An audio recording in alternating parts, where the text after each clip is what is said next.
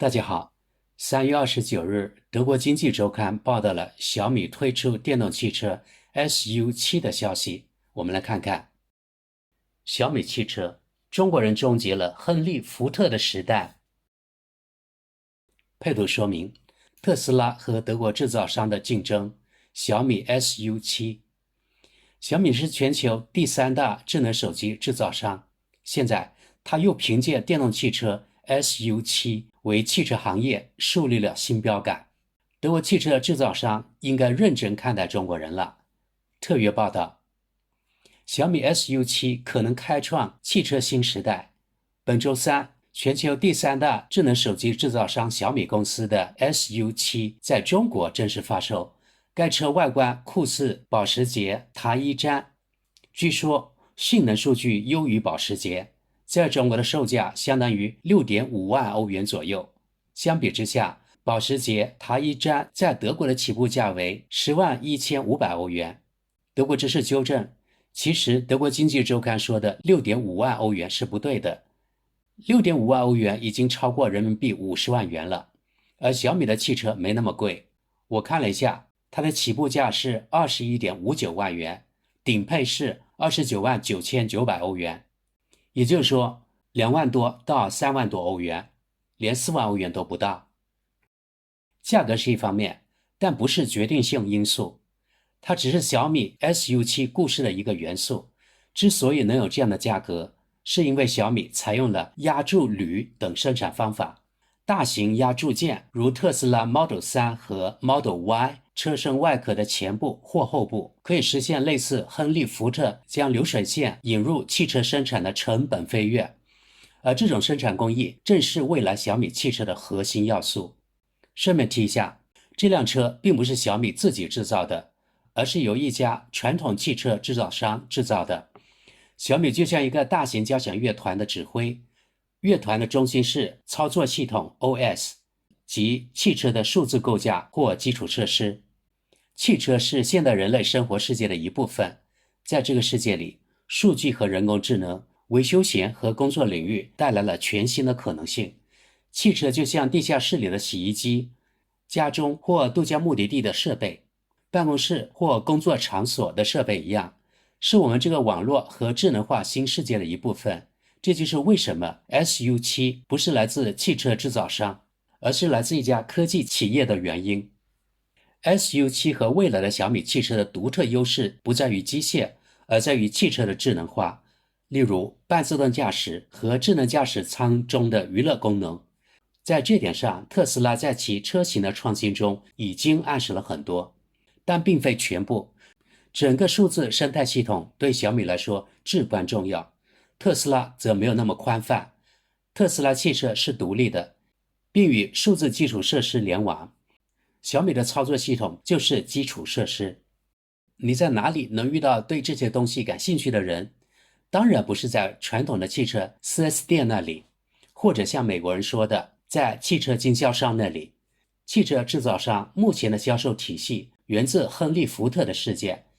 汽车经销商将汽车堆放在通常位于工业区的经销店里，并将发动机机油业务作为维修期间的重要收入来源。小米公司在其科技商店里展示汽车，那里陈列着智能手机、平板电脑和智能手表。埃隆·马斯克也实施了商店概念，尽管与汽车隔离开来。在小米，顾客可以在一家店里找到全系列的设备，这就是为什么小米的城市中心店要重新设计和扩大，让 SU7 也有自己的位置和舞台，一个与城市风情而非机油紧密相连的舞台。中国是试验的第一站，然而在这个新世界里，驰骋的不止小米一家，科技巨头华为已经在中国的这个新生态系统中运作了近2年。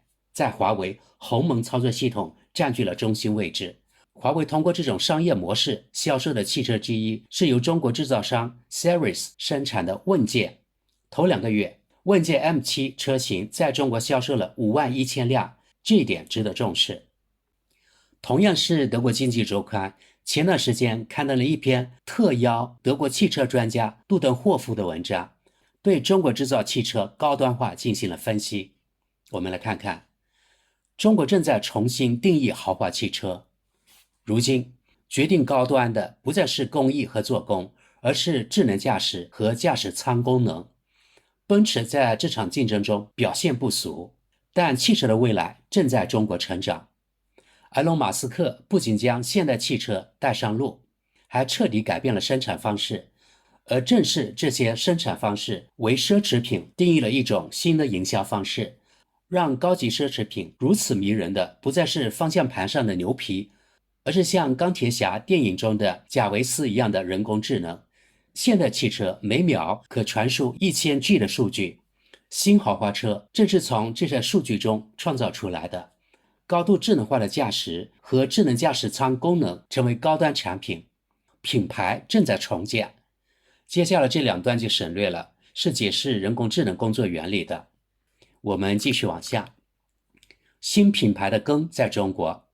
新豪华车的另一个特点是来自亚洲，大多数来自中国。汽车的未来在中国，而不是在德国奥迪或大众的德国总部。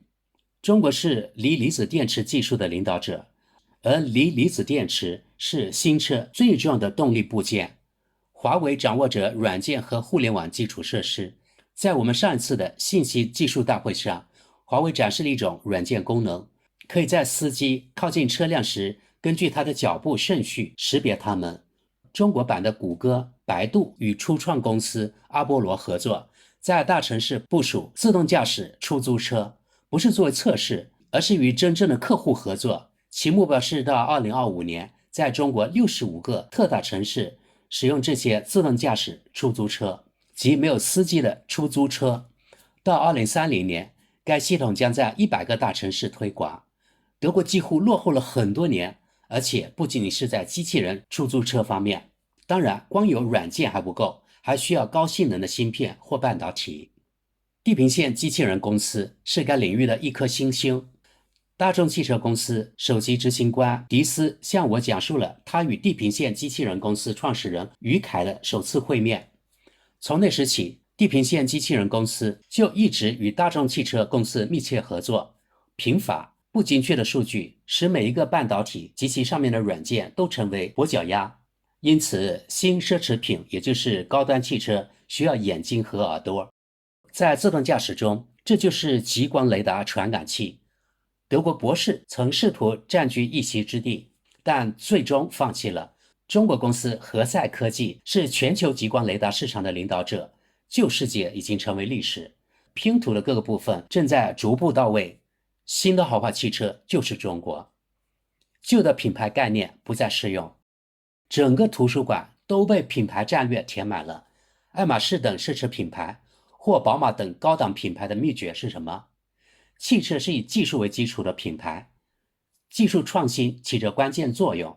好，朋友们，接着是描述诸如劳斯莱斯、宝马、保时捷等汽车的品牌故事，在这里就不翻译了。我们接着往下看这一段。多维度品牌锚定新的豪华汽车。我们看提到中国的部分吧。明天我们将拥有海量数据和软件驱动的创新，而创新主要来自中国。智能驾驶舱就在中国。中国人不仅开放包容，还追求便利、灵活和快捷的数字创新。这一切与埃隆·马斯克又有什么关系呢？他用巨大的成型机让汽车生产变得更简单、更便宜。现在不再有1000+1种车身变体，而是用人工智能精制出新豪华的标准变体。它的自动驾驶汽车虽然有缺陷，但却为新的豪华汽车指明了方向。接下来有一篇德国电视2台关于小鹏汽车登陆德国的报道，也解释了为何德国大众会屈尊参股新创汽车公司小鹏汽车。我们看是怎么报道的。中国汽车制造商小鹏在德国推出2款车型，汽车专家对此持怀疑态度，但认为这家初创公司极具创新精神，是新生产工艺的领军者。大众汽车公司是其合作伙伴。越来越多的中国汽车制造商来到德国，比亚迪、奇瑞和蔚来已经登陆德国市场，而以前鲜为人知的品牌小鹏现在也开始进军德国市场。德国汽车管理中心 CAM 主任布拉泽尔认为，这家初创公司技术实力雄厚，是中国5家最值得关注的汽车制造商之一，所以大家不应该小看它。波鸿汽车研究中心 CAR 的杜登霍夫说，小鹏并不是作为一家廉价品牌来到德国的，小鹏在德国高价发售，计划在德国推出一款叫 P7 的轿车和一款名为 G9 的 SUV， 这2款电动汽车庞大，做工考究，不适合囊中羞涩的人。它的轿车预计售价为5万欧元， G9 的价格可能更高。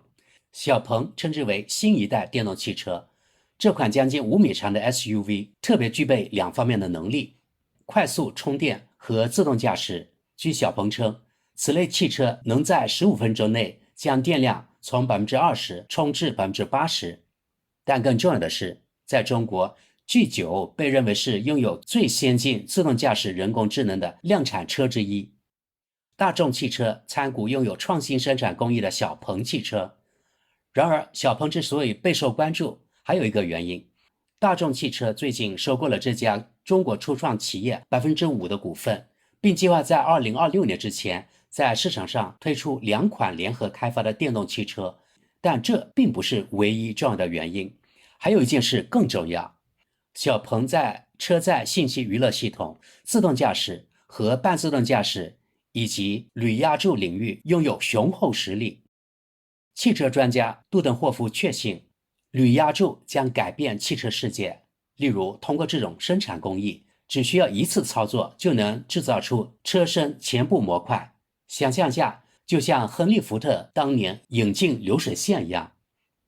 这位汽车专家说，今后将不再需要40至50个机器人来组装车身的生产部件。这个新工艺将以不同的方式更快地完成这项任务。这将使小鹏及大众汽车能够大幅度降低生产成本。大众和小鹏各取所需。